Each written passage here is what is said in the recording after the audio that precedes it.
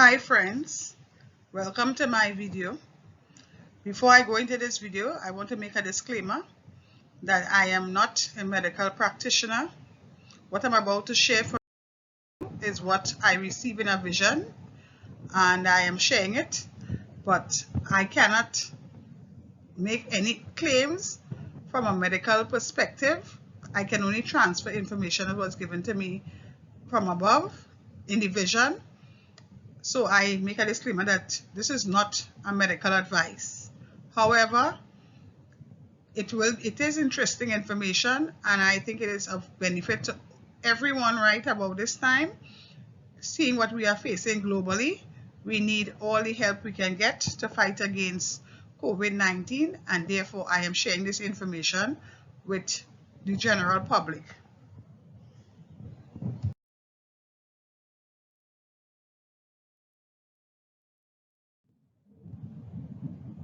In this slide, I will discuss the vision that I got on the 13th of June 2021. In my vision, I was standing at my gate with a gentleman at the side of me, and the gentleman was dressed in a long cotton, looked like a dress. He looked like somebody from biblical days. While I looked through the gate, at my front gate, what I saw was a vegetable that was planted in the whole front of my yard and going down the side. However, this vegetable was soaking, some of it was soaking in water and some of it was just wet and soggy. The soil was soggy around it. And I told myself that this is going to spoil because the water is going to rot in this vegetable. However, the gentleman said to me, he called it by a particular name. However, the name was not familiar to me. And I said to him, but this is radish. And he said that this vegetable is the cure for COVID-19. And I said, what? And he said, this vegetable is the cure for COVID-19. I went immediately on being awakened. I went to search out this particular vegetable to see why I would get a vision saying that this is the cure. On doing my research, I discovered that the radish family is very rich in a lot of vitamins and minerals that is essential for the body. And some of it also helps to build the immune system and to fight off cold and mucus in the lungs and the respiratory tract. My discovery, I discovered that in this particular vegetable, there were a lot of trace elements as well that it was necessary. Some of these sites only focus on the higher level of nutritional value, but this particular site gave a listing of all the trace elements, which you would see in the following slides. So what I tried to do, because I didn't want anything to be hidden, I tried to list all the vitamins I found out and minerals about this vegetable so that you can see for yourself. On some of the slides, I will go into some details randomly. I would not emphasize on whether it's a macro or a micro element. I will just pick one or two of the nutritional elements and I would emphasize on it. However, it's up to you to go and research the others to see what they do for you and to see how it applies to your health. So I am going to share the information on the following slides and I will give you some benefits and I will close off with some recipe that how you can use the vegetable, and there are many recipes online that you could use the vegetable in. So on the whole, the radish family is very rich in vitamins and minerals, but I will pay attention to this particular one, which is called muli. Muli looks like a carrot. It is white and it grows like a carrot. However, it only grows in places that are moist. It doesn't grow in dry weather. It becomes bitter when it grows in dry soil or dry weather. It needs plenty water to grow. So without further delay, I will go into the other slides.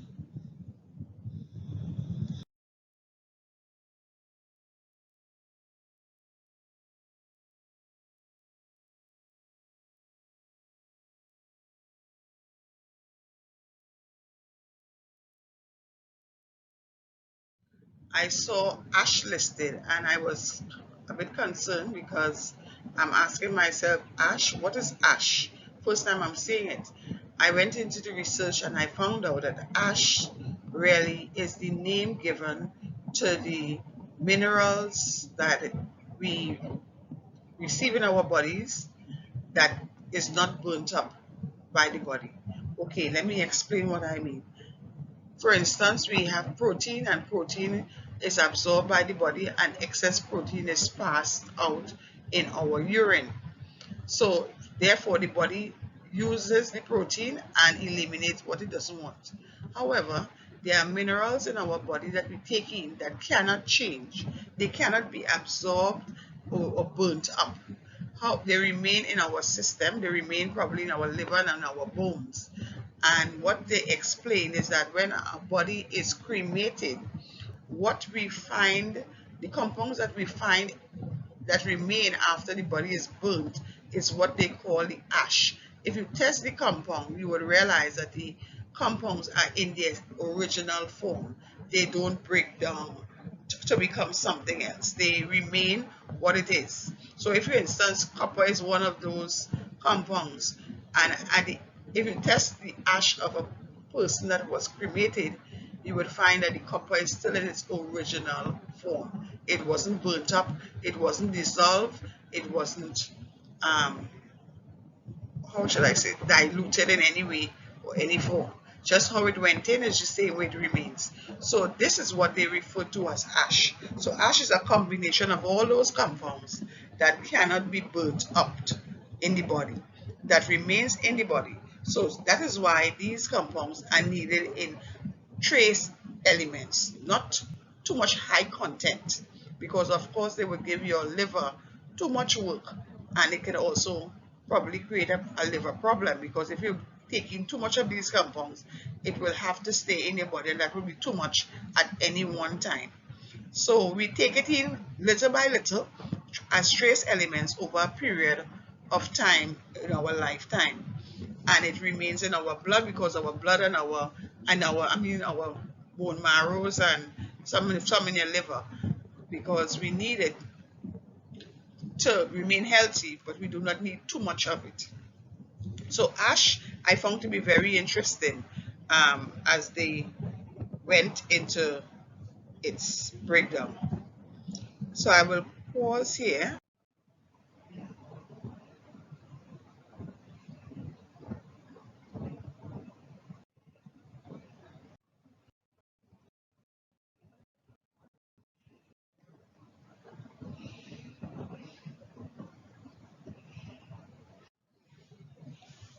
Calcium is a mineral. It's one of the minerals that you could find in your body in what we call ash. It is essential for the development of bones and teeth. It is necessary even in your muscle contraction.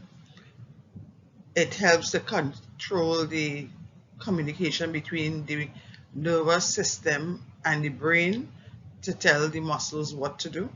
They say whenever the muscles contract, they release calcium and they come in a form of relaxation. Calcium is needed by mostly children, and especially in aging, when your body density and your bone density, um, you lose density in your bones, you need calcium more, a higher concentration of calcium in your diet. Women especially lose more calcium as we age over men, and this is the onset of osteoporosis, which really come along with um, the introduction of menopause. So women especially need more calcium in their diet than men.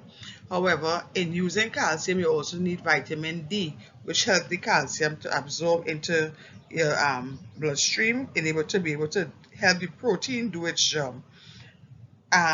Calcium also protects in cardiovascular um, disease, in the cardiovascular system, I should say. So, calcium uh, helps to regulate the heart muscle inducing or contributing to low blood pressure in the blood. Calcium can also assist all the other areas and other muscles. As I say, it helps to relax the muscles and to induce communication between the brain and the muscles through the nervous system. It also improves their cholesterol, and they also say in some studies that it lowers the risk of colorectal adenomas, which is a type of cancer and cancerous tumor. So calcium is very essential to basically the whole functioning of the body, not just the bones, but it also, in some studies I have read before where they say that calcium is needed in all the cells. I guess this is where they contribute to the relaxation of the muscle and even the blood vessels and in the body. So calcium is a mineral.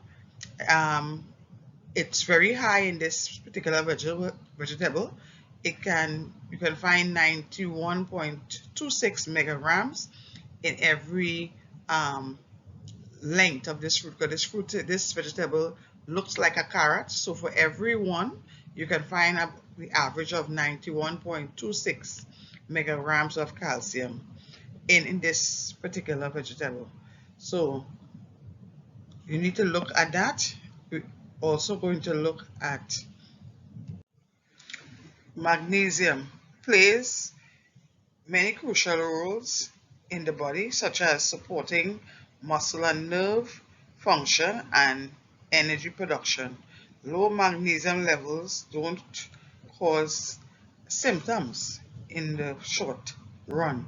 However, chronically low levels can increase the risk of high blood pressure and heart disease, and also type 2 diabetes and osteoporosis. So magnesium is essential for the body in terms of the the muscles and into the nervous system. I don't want to go into too much details on these particular items. I'm just touching on it because I think I will bring out a video that goes into each one of these individually and explain them and how effective they can be in the long run. So this is just a short synopsis of what it can do. In this vegetable, you will find 54.08 megagrams of magnesium. So it's very rich also in magnesium. So moving on to the next slide.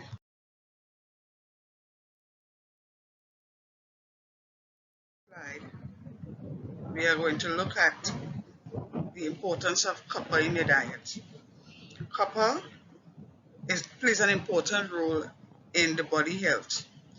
It helps make red blood cells, it keeps your nervous cells healthy, it supports your immune system, it forms collagen and protein that helps make up the bone and tissue.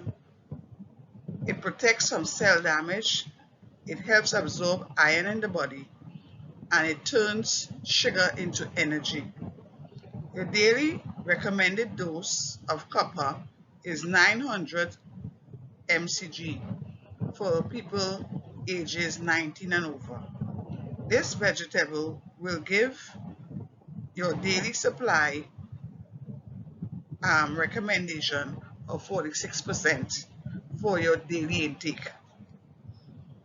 Magnesium is also required for proper functioning of the brain and the nervous system. It also helps the body enzyme system as well. Your magnesium intake for men is 2.3 megagrams and for women is 1.8 megagrams. Potassium is very important to the body and we need a lot of potassium. Potassium daily intake for an adult is 47,000 megagrams daily. This vegetable will supply 16% of the daily requirement. And potassium is important for heart and kidney and the other organs that work in your body. It helps to prevent arthritis, cancer, digestive disorders, strokes, high blood pressure, and infertility.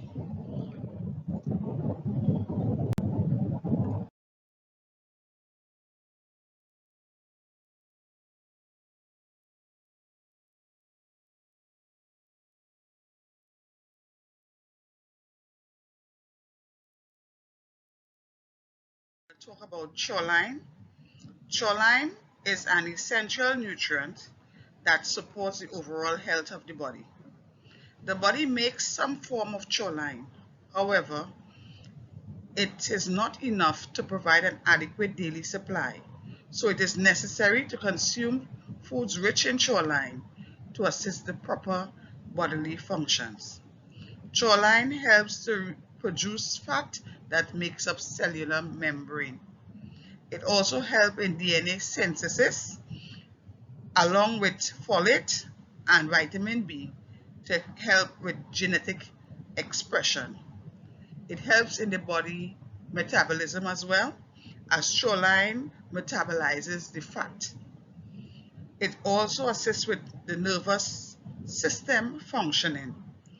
The body converts choline into neurotransmitters that affects the nerves and play a role in regulating automatic bodily functions such as breathing and the regulation of your heartbeat.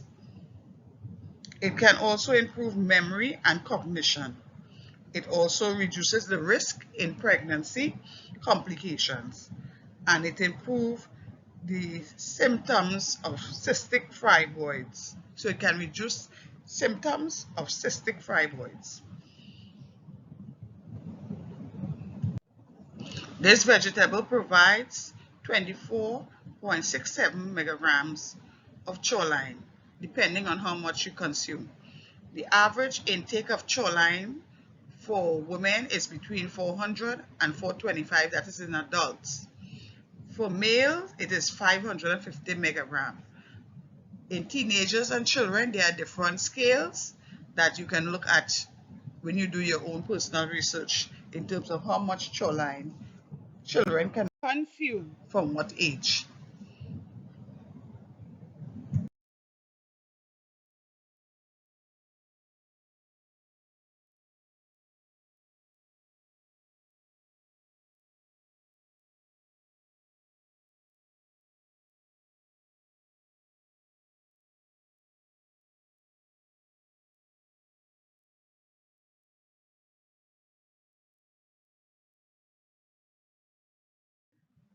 We are now going to look at the benefits. One of the benefits of this vegetable is that it improves immunity. And if you go into it, you will see that there's a high content of vitamin C that can protect you from common colds and improve your basic immunity system once you are consuming it regularly. It also controls the development of free radicals, inflammation, and it also helps to reduce early aging. Radish is known to control damage to our red blood cells and in the process also increase oxygen supply to the blood.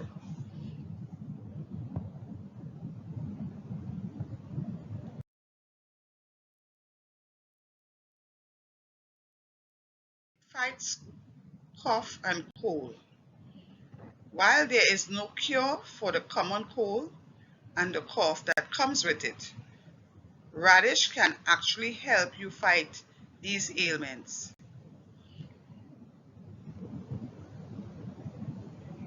The properties in this radish can help clear mucus from your throat and your respiratory tract, as this vegetable has anti-congestive properties.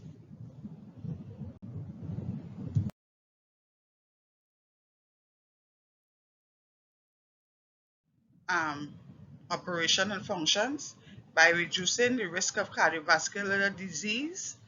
Plus, it has a very high content of vitamin C, folic acid, and flavonoids. It also controls your blood pressure, which is also another form of protection for your heart because it provides potassium, which is needed to regulate the blood pressure rate, which can now help to lower your blood pressure and keep your blood flow under control. Especially if you are suffering from hypertension, you need plenty of radish, because potassium, as we spoke of earlier, is one of the contents that is needed by the body in very high quantities. So this vitamin, this particular vegetable, can help to regulate and supply the daily requirements of potassium that helps your heart.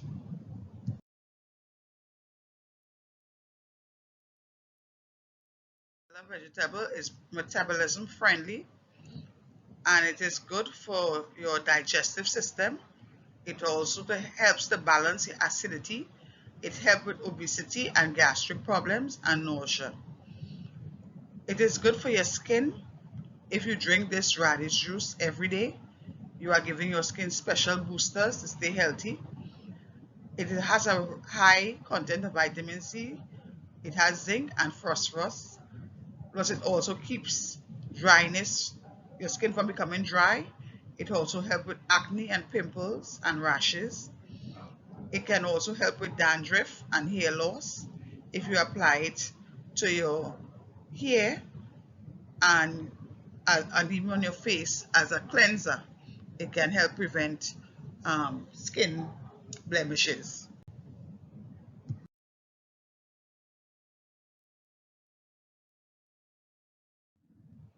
There's a list of ways that you can use radish. However, online there are several recipes that can be used in how you cook it or prepare it, that you can go into research and try to incorporate it into your daily diet, because there are several ways to use it. So in this side there are some ways listed, but it's not enough.